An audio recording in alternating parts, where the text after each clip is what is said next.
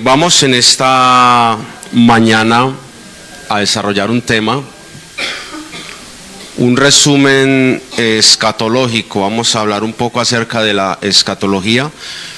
La escatología es el estudio bíblico que nos habla acerca de los eventos futuros que están próximos a cumplirse dentro de las profecías bíblicas.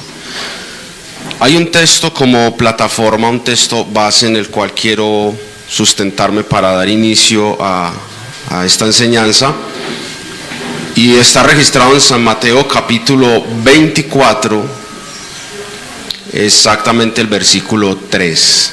¿Listo? 24:3 dice: y estando él, ¿quién es él? El Señor Jesús, sentado en el monte de los olivos, los discípulos se le acercaron aparte diciendo: dinos. Vienen tres preguntas. Todas tres son preguntas sobre eventos escatológicos. ¿Cuándo serán estas cosas? Es la primera pregunta. Ellos se refieren a el antetexto de este texto, que es en el versículo 1 del capítulo 24, cuando Él les habla acerca de la destrucción del templo y de otras cosas. Y ellos le hacen la pregunta: ¿cuándo serán estas cosas? La segunda pregunta es: ¿qué señal habrá de tu venida? Que es la que nos concierne a nosotros. Y la tercera pregunta es: del fin del siglo o del fin del mundo. Entonces hay tres preguntas. La primera, ya Él dio las señales y eso ya se cumplió, que sucedió por allá, creo que en el año 70, cuando Tito Flavio fue y destruyó a Jerusalén y no dejó piedra sobre piedra en el templo. Pero lo que nos concierne a nosotros es la segunda pregunta, y es: ¿qué señales habrán de tu venida y del fin del siglo o fin del mundo? Para esto también hay señales. Cuando ellos hacen esta pregunta, inmediatamente el Señor Jesús da inicio en todo este capítulo con la respuesta y empieza a dar las señales acerca de la segunda venida de Cristo y las señales del arrebatamiento de la iglesia, porque la segunda venida de Jesús se divide en dos partes: la parte A, la parte B. La parte A solamente vendrá hasta las nubes, nadie lo va a ver y la iglesia se va a ir a recibirlo a Él, ni siquiera a Él recibirnos a nosotros, sino que la iglesia llega primero al cielo y después Él desciende y la iglesia lo recibe. Esa es la parte A. La parte B de la segunda venida de Cristo ya todo ojo le va a ver, y para ambos acontecimientos hay señales. Entonces, las señales para el fin o el arrebatamiento de la iglesia o de tu venida empiezan en los primeros versículos, y Él empieza a decir: van a haber guerras, van a haber hambres, pestes, terremotos en diferentes lugares. Luego el Señor les dice a los discípulos que la respuesta a los discípulos es una respuesta para nosotros hoy en día, y es: aparte de eso, van a haber falsos profetas y falsos cristos. Eso explica por qué hoy en día el aumento de tantas sectas, tantas iglesias, cada 3, cada 4 cuadras una iglesia con un nombre diferente, predicando a Jesucristo, pero es cumplimiento de falsos cristos y falsos profetas. Luego de todas estas cosas, el Señor termina por allá en el versículo 14 diciendo: y será predicado. Pero me llama la atención el versículo 12, porque estamos en esa parte. Dice, está muy duro el volumen de la música, si alguien me lo merma un poquito, por favor, le agradezco mucho. El versículo 12 dice: y por haberse multiplicado la maldad, el amor de muchos se enfriará. Creo que estamos viviendo esta etapa donde a través de las redes sociales nos es muy normal ver que maten a una persona, o que maltraten un animal, o que violen a alguien, y ya es algo rutinario, es algo que ya no nos escandaliza, y es porque la maldad ha aumentado tanto que ya uno ya como que se vuelve una persona que pierde la sensibilidad ante estas cosas. Sin embargo, el Señor dice, mas el que persevere hasta el fin, este será salvo, hablando palabra para la iglesia. Y luego el versículo 14 dice, y será predicado este evangelio del reino en todo el mundo para testimonio a todas las naciones, y entonces vendrá el fin. ¿El fin de qué? ¿El fin del mundo o el fin de la iglesia en la tierra?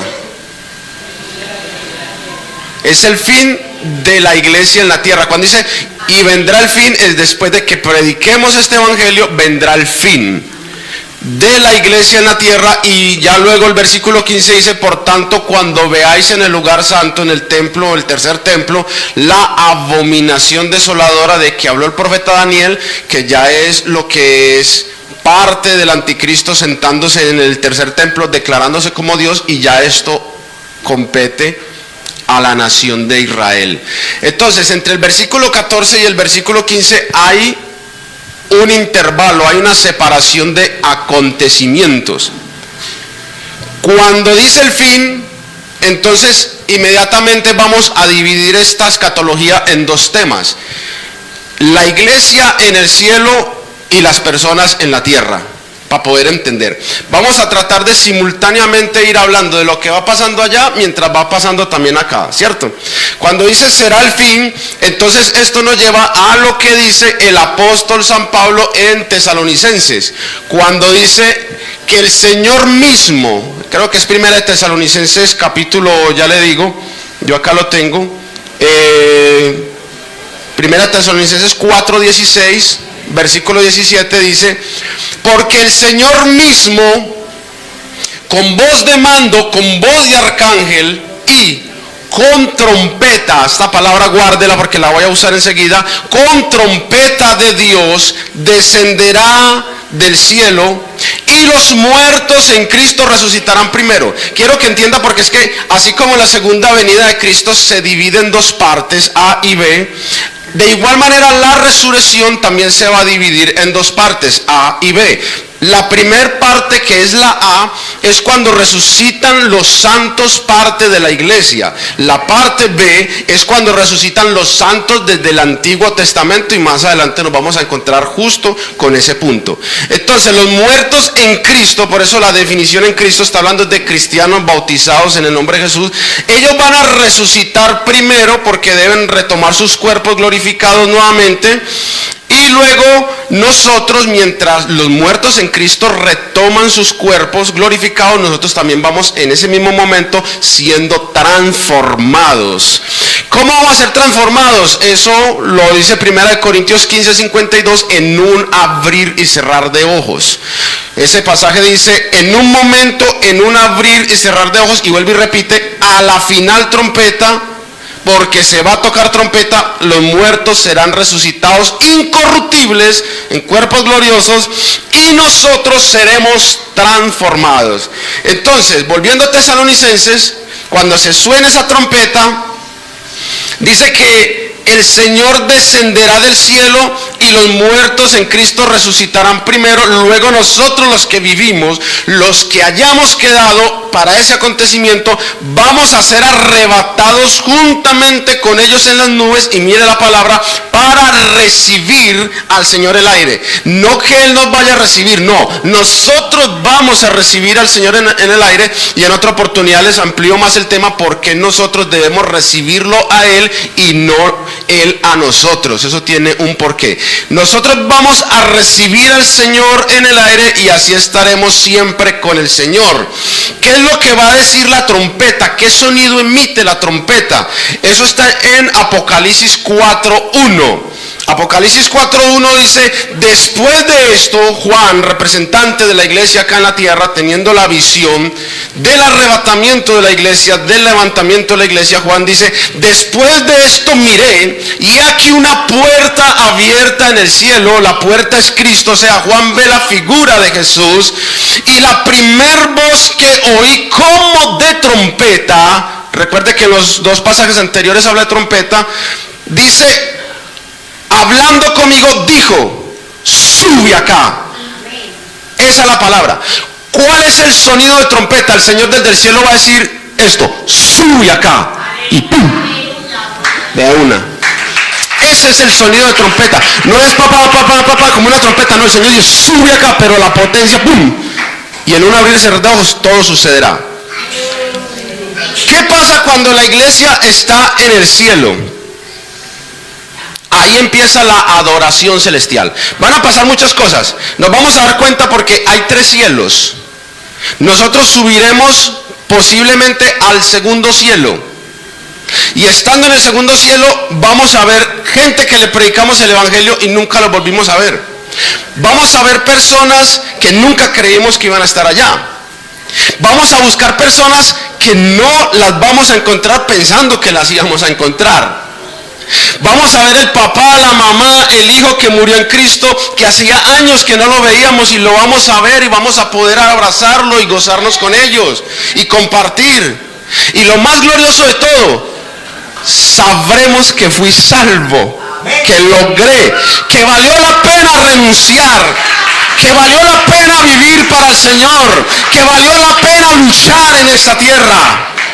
Y mientras todo eso está surgiendo ahí, desde el tercer cielo se verá un destello de luz. Y es donde el Señor empezará a descender. Y es ahí donde Juan dice, empieza una adoración. Las palmas de todo el mundo aplaudiendo al Señor mientras Él desciende al encuentro con la iglesia. A limpiar las lágrimas de los ojos de cada uno de los que van a estar o estaremos llorando allí. Arrebatamiento. Luego nos vamos para la adoración celestial. Eso lo encuentra usted en Apocalipsis 4, 2 al 11, en Apocalipsis 7, 9 al 12. ¿Qué pasa luego de la adoración celestial? Nos vamos al tribunal de Cristo. El Señor se sienta en su trono, nosotros estamos frente a Él y vamos a empezar a ser juzgados y recompensados por lo bueno y lo malo que hicimos en esa tierra, por el trato que le dimos a los demás, por las cosas que dejamos de hacer. Vamos a sufrir pérdidas. Según Corintios dice que la obra de cada uno será pasada por el fuego, y el que en esta tierra edificó en madera, hojarasca, lleno, eso se le va a quemar, se le va a perder todo eso. Es que yo prediqué muy bonito, es que yo canté muy bonito, pero siempre que predicó y cantó lo hizo fue para alimentar su ego, para mostrarse, para decir mírenme a mí. O si le serví en la iglesia al Señor y lo serví fue para el hombre, todo ese trabajo allá se va a quemar, se va a perder. El Señor va a decir nunca lo hiciste para mí, se te perdió eso. Pero también se va a recompensar lo que se hizo de corazón para el Señor. Entonces allá en el tribunal de Cristo van a haber pérdidas de galardones, pero van a haber recompensas. Ninguno de los que llegue al tribunal de Cristo se condena allá. Ninguno de los que lleguemos al tribunal de Cristo nos vamos a condenar, pero sí es posible que perdamos regalos. Y tal vez no entendamos la magnitud de las cosas porque es muy normal. La Biblia dice que cosa que ojo no vio, ni oído oyó, ni han subido al pensamiento del hombre son las que Dios tiene preparadas para los que le aman. O sea, nuestra mente finita no alcanza a entender lo inmenso de lo que Dios tiene para darnos. Pero para poner un ejemplo humano, a fin de que entendamos esto, es como si alguien llegara en este momento dándonos 100 millones de pesos a cada uno, pero a usted no le diera nada. ¿Cómo se sentiría usted viendo a todo el mundo contando 100 millones y usted no?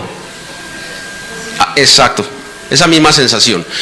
Pero allá va a ser peor, porque es un regalo directo de las manos del mismo Dios. ¿Se imagina usted? No nos imaginamos. No nos alcanzamos a imaginar qué puede ser. Pero ver uno a todo el mundo disfrutando de lo que el mismo Rey le va a dar y saber que a mí no me dio nada. Ese será el castigo, sentir ese vacío, esa desilusión, esa tristeza, decir, wow, mucho Netflix, mucho celular, mucho trabajo, poco trabajo en la obra del Señor, y vea, aquí están las consecuencias. Sí. ¿Qué pasa después del tribunal de Cristo? Pasamos a a las bodas del Cordero. Es donde el Señor ya le presenta a los ángeles la iglesia, la esposa, la amada. Es ahí donde el Señor dice en Efesios 5:27, a fin de presentársela a sí mismo una iglesia gloriosa. O sea, la palabra gloriosa quiere decir una iglesia transformada y arrebatada, levantada, que no tuviese mancha. ¿Por qué no tiene mancha? Porque en el momento vamos a ser transformados, glorificados, porque carne y sangre no heredarán el reino de Dios, porque en este momento tenemos imperfecciones, tenemos errores. Si estamos acá no es porque seamos buenos, si estamos acá es porque Él es bueno, Él es perfecto. No somos nosotros, es Él. De hecho, la Biblia dice: el que ande en el camino de la perfección, este me servirá. No dice el que sea perfecto, dice el que ande en el camino de la perfección. Y la perfección es Cristo, y Cristo es el camino. Entonces, el Señor presenta a la iglesia. Se celebran las bodas del Cordero y entramos en una fiesta. ¿Qué pasa acá en la tierra mientras nosotros estamos allá en el cielo? En la tierra, después de que la iglesia es levantada, van a empezar a surgir una cantidad de acontecimientos. Primero, el tratado de paz entre Israel y Palestina, o entre Isaac e Ismael, va a ser roto por el anticristo, el cual lo había establecido anteriormente. Y es donde dice el apóstol Pablo: cuando digan paz y seguridad, que ya no hay guerra en el oriente, que ya no hay conflicto en el oriente, que surgió un líder mundial con la capacidad política para decirle a los palestinos y a los israelitas: no más, hasta acá les permito ese conflicto. Cuando todo el mundo celebre por fin esa paz y reconozca ese líder mundial conocido como el anticristo, el cual surgirá del continente europeo, debe surgir de allá por causa de la estatua de Nabucodonosor y de otras profecías bíblicas, y que debe ser alguien con ascendencia judía, debe ser alguien que venga del linaje de Abraham o de una de las tribus de Israel. Algunos dicen posiblemente de Benjamín. ¿Qué pasa? Este líder mundial establece ese tratado de paz, pero sin números de profecías dice que a los 3 años y medio él rompe ese tratado de paz. Cuando ese tratado de paz se rompa, van a empezar a pasar muchas cosas. ¿Qué sucede? Los 7 sellos de Apocalipsis 6, las trompetas y las copas de la ira se empiezan a derramar en el mundo. Inicia la batalla de Armagedón, o más conocida como la Tercera Guerra Mundial, que va a ser por 3 años y medio, donde dice la Biblia que será una guerra como nunca la hubo ni la volverá a haber. Por ahí le preguntaron un día a Einstein, cuando estaba vivo, que cómo sería la Tercera Guerra Mundial, y él dijo: no sé cómo será la Tercera Guerra Mundial, lo que sí sé es cómo va a ser la Cuarta Guerra Mundial. Y le dijeron: pero ¿cómo así? Y él dijo: sí, la Cuarta Guerra Mundial va a ser con palos y escobas, porque después de la Tercera Guerra Mundial no va a haber nada. ¿Cómo lo vio? Tercera Guerra Mundial. Pero aún en eso se ve la misericordia de Dios, porque mientras inicia la Tercera Guerra Mundial o la gran tribulación, en ese momento surgen los 144,000 sellados, 12,000 de cada tribu de Israel. Y dentro de ese momento aparecen los 2 olivos, que se cree que son Elías y Moisés. Hay quienes dicen que es Enoc. pero Enoc no puede ser porque, número uno, Enoc es prototipo del arrebatamiento de la iglesia. Número dos, Enoc no tiene relación alguna con el pueblo de Israel, puesto que Abraham no había sido llamado, no existía Isaac, no existía Jacob, no existían las 12 tribus, no existía la idea de Israel todavía en ese tiempo. Entonces Enoc es más prototipo de la iglesia, mientras que Moisés es representante de la ley y Elías representante de los profetas, y ambas figuras son descritas por unos poderes y unas formas de operar, las cuales relacionan tanto a Elías como a Moisés. Aparecen los dos olivos, los dos testigos, los 144,000 sellados, y ellos aparecen para evitar que las personas sean marcadas por el anticristo, porque es donde vamos a Apocalipsis 13, que dice la Biblia que hacía que a grandes y pequeños, ¿cierto? Grandes y pequeños, libres y esclavos, ricos y pobres, se les pusiese la marca en la mano derecha y en la frente. ¿Qué pasa ahí? Esta parte acá del anticristo ya se hizo el piloto y ya se sabe que sí pueden lograr enfrascar a las personas al punto de que no puedo no comprar ni vender. ¿Qué pasa si tu empresa te dice que si no tienes la marca del anticristo no puedes ir a trabajar? Me voy a trabajar a la calle, me voy a vender aguacate, me voy a vender confites, listo, está bien. Pero cuando vas a la minorista, la mayorista o a comprar los dulces, te dicen, qué pena, pero no te puedo vender hasta que no me presentes la marca. Entonces no puedes comprar, no puedes trabajar, y a la hora de vender tenés que vender certificado bajo esa misma marca. Entonces morirnos de hambre es crítico. Esa va a ser la presión y lo vivimos, y bajo esa presión muchos quebrantamos muchas cosas. ¿Cierto que sí? Por la necesidad de trabajar y por la necesidad de sobrevivir. Acá en la tierra entonces empiezan a marcar las personas, pero van a estar los dos olivos y van a estar los 144,000 sellados predicando para que no lo hagan.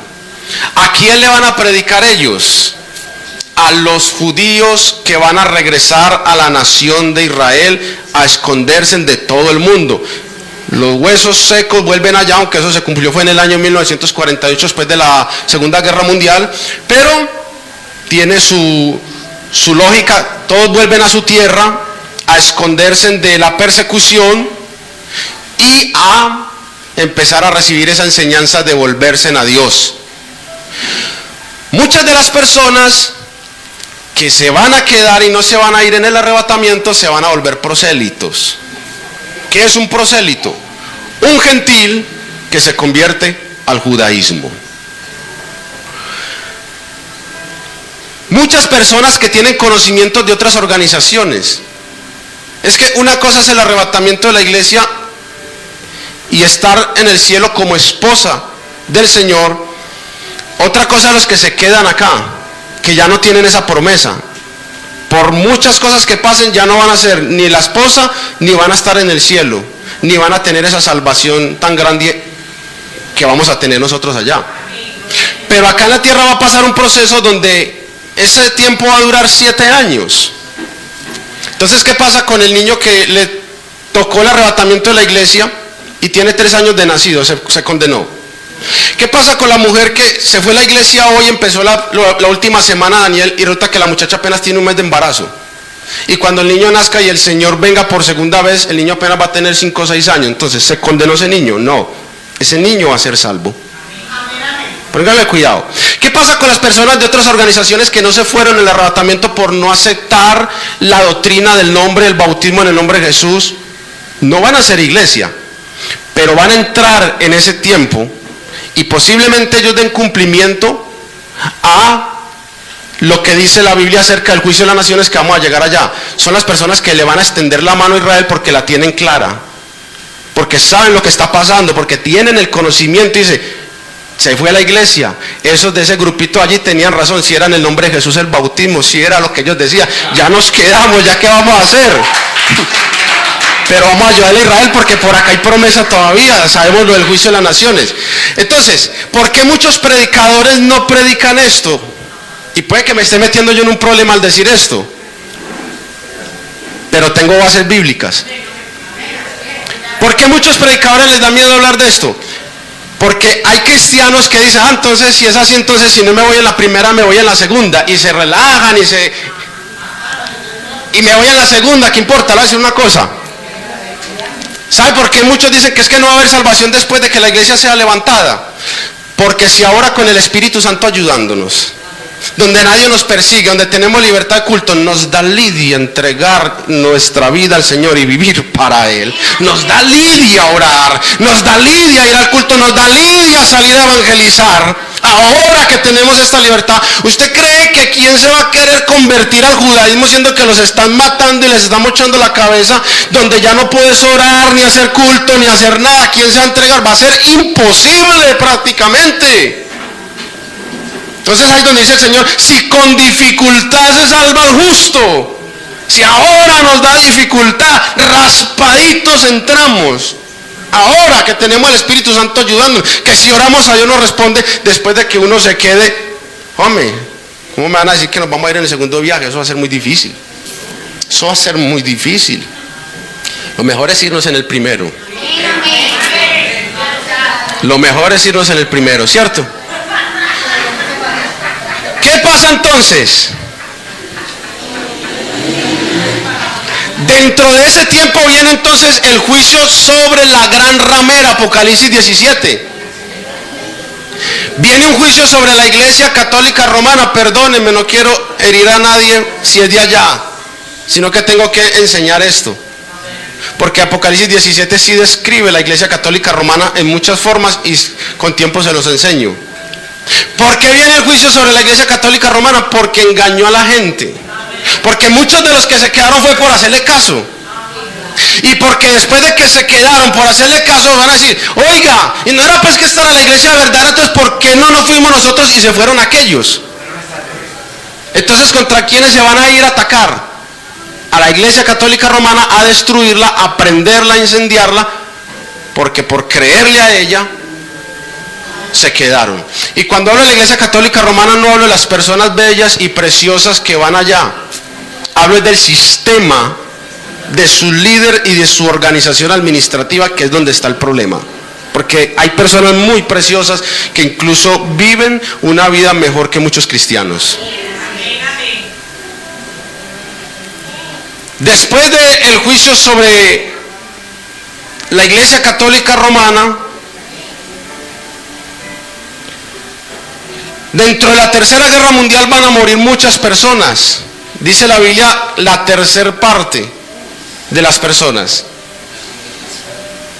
Vendrán japoneses, porque dice que vendrán del oriente. Todos a atacar a Israel. Y hay algo bien curioso. Y es que cuando la iglesia sea arrebatada, ¿cómo las personas no se van a dar cuenta que la iglesia fue arrebatada por el Señor? En estos días hablaba con alguien y le dije, ¿usted ha escuchado del arrebatamiento? Alguien, creo que por ahí dando un estudio bíblico, no me acuerdo. Y me dijo, no, ¿y qué es el arrebatamiento? Yo le expliqué, es que la iglesia va a ser levantada así, así. O sea, hay gente que no sabe acerca del arrebatamiento.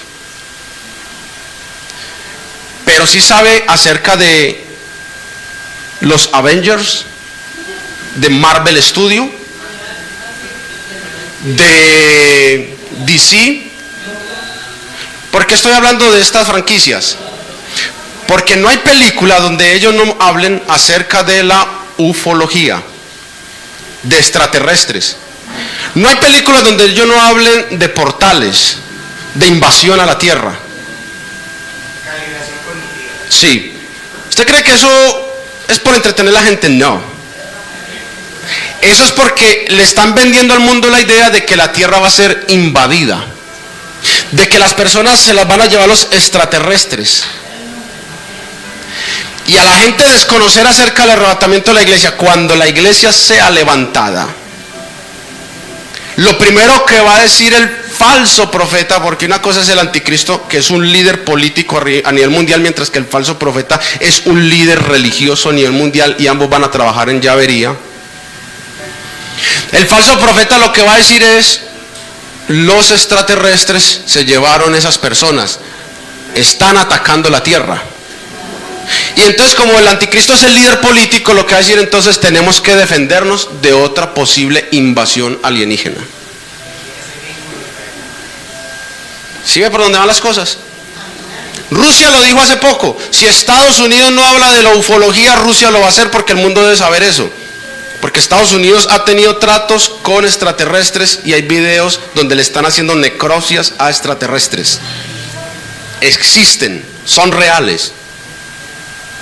Pero son demonios, porque es que los demonios aprendieron a camuflarse. Antiguamente se camuflaban en dioses: Moloch, Baal, los dioses de Egipto.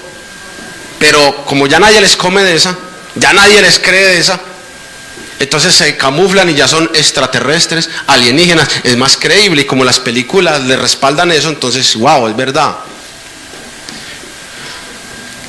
La iglesia en el cielo, en las bodas, celebrando, compartiendo, escuchando cómo fuimos conocidos por el Señor. Acá en la tierra, muerte, destrucción, decapitación. Y el anticristo con el falso profeta preparando el terreno para la posible invasión alienígena. Cuando le están atacando a Israel y le están dando tan duro, ya cercado, es ahí justamente donde el Señor Jesús le toca intervenir.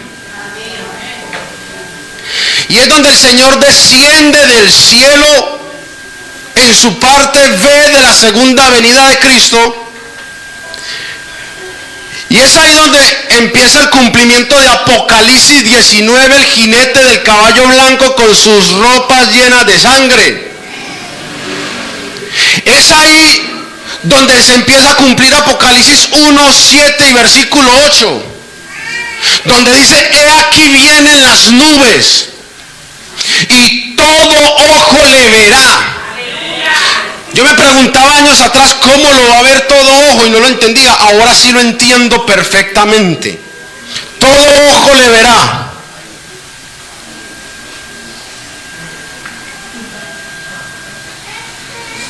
Noticias, algo está pasando en el cielo. Facebook, WhatsApp, Instagram, las redes sociales a reventar. Un acontecimiento mundial, un ser humano volando en el cielo. Todo ojo le verá. Y luego se va más allá y dice: y los que le traspasaron.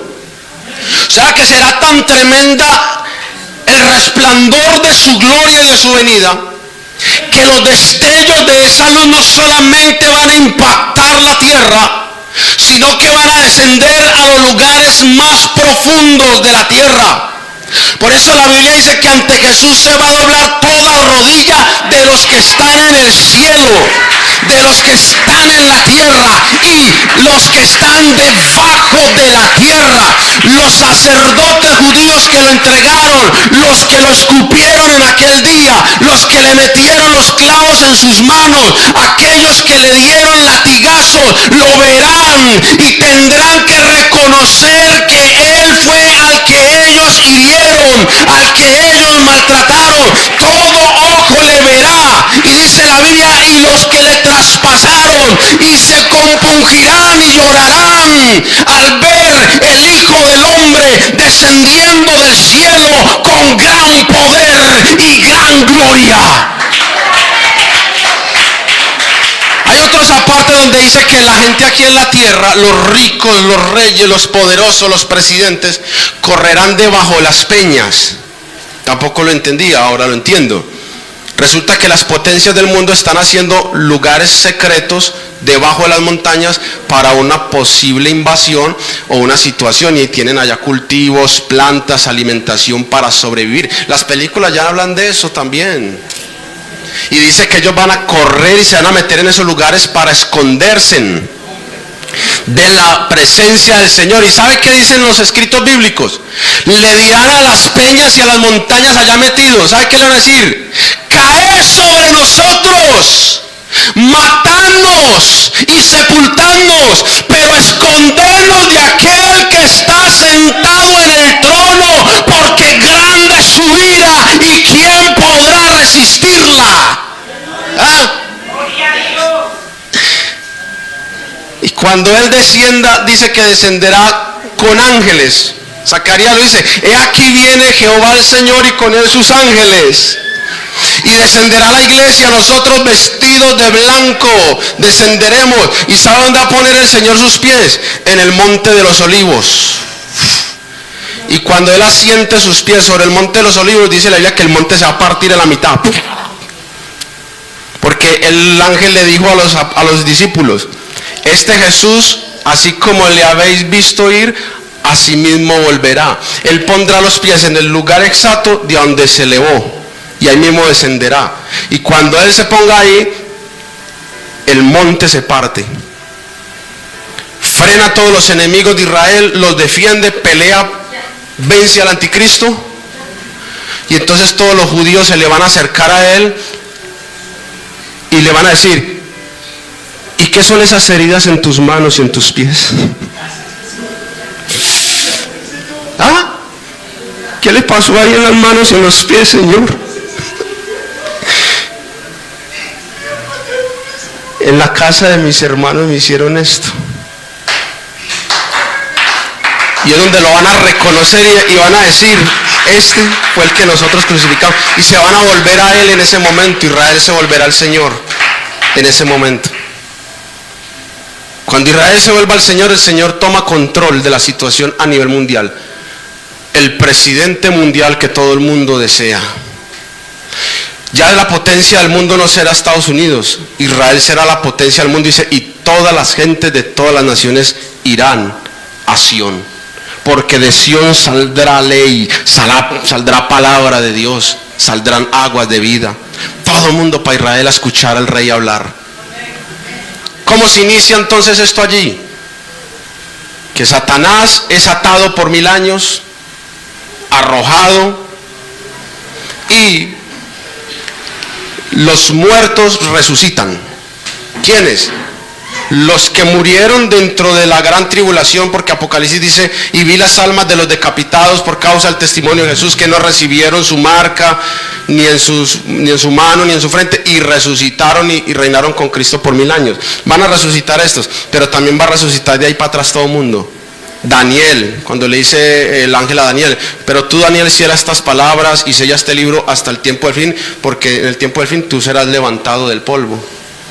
Va a resucitar el rey David, va a resucitar Abraham, todo el mundo va a aparecer ahí. Y cuando todos resucitan, se sienta el rey a la mesa. Y ahí es donde la petición de los hijos de Zebedeo: quiero que en ese momento mi hijo se siente a tu derecha y a tu izquierda. El Señor le dijo: no, eso no se le da a cualquiera, porque en esa cultura antigua sentarse a la mano derecha de un rey, eso tenía que ser alguien pero muy muy arriba en el rango. Y se va a sentar el Señor a la mesa, y es donde se cumple la cena de las bodas, la cena de las bodas. Si estoy bien así, sí. Es donde todos vamos a estar allí con el Señor cenando, junto con los antiguos israelitas, y es donde dice la palabra del Señor: y veréis a Abraham, a Isaac y a Jacob sentados en la mesa, mientras que vosotros estéis excluidos del reino. Ahí se inicia oficialmente el reino milenial, con una cena, con un banquete. Bienaventurado y santo aquel que es convidado a las bodas del Cordero. Se inicia el milenio, pero primero se hace el juicio de las naciones. O sea que en el orden cronológico creo que me salté algo. Primero sería llegar el Señor, defender a Israel, y inmediatamente juicio a las naciones.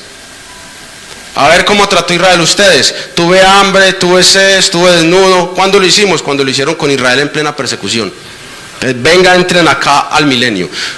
Van a ser salvos ahí. No una salvación como la iglesia, pero sí van a ser salvos porque van a entrar un milenio.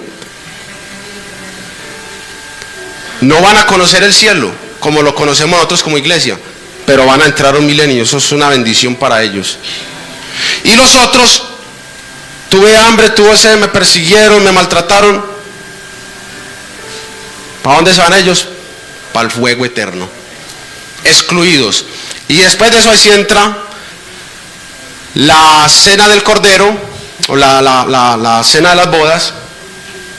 Y después de que pase el milenio, donde dice que el Cordero estará con un león, donde un niño apacentará a ambos, donde serán 1000 años con Cristo gobernando las naciones, dice que pasados esos 1000 años Satanás es suelto y vuelve a reunir gente para tratar de atacar al Señor. Algunos teólogos dicen que va a reunir los que nacieron dentro de esos 1000 años que desconocen lo que pasó de ahí para atrás.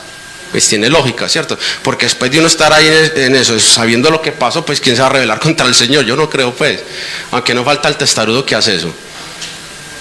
Pero el Señor vuelve a vencer a Satanás, pero esta vez ya los destruye para siempre. Y ahí ya llega la resurrección, pero para el juicio del trono blanco. Ahí sí resucita Raimundo y todo el mundo desde Adán y Eva ante el trono blanco para ser juzgados cada uno según su obra, lo que hizo escuchando el evangelio y lo que hizo sin escuchar el evangelio, por allá en la montaña, lo que la conciencia le decía que era bueno o malo. Todo el mundo va a ser juzgado, y el que no esté en el libro de la vida será lanzado al lago de fuego, mientras que los otros quedarán ahí en salvación. ¿Cómo se va a surgir esa parte de la salvación? Entramos a cielos nuevos, tierra nueva, vida eterna, condenación eterna. ¿Se acuerda cuando Dios le dijo a Abraham que tu descendencia será como las estrellas del cielo y la arena del mar? ¿Por qué le dice así?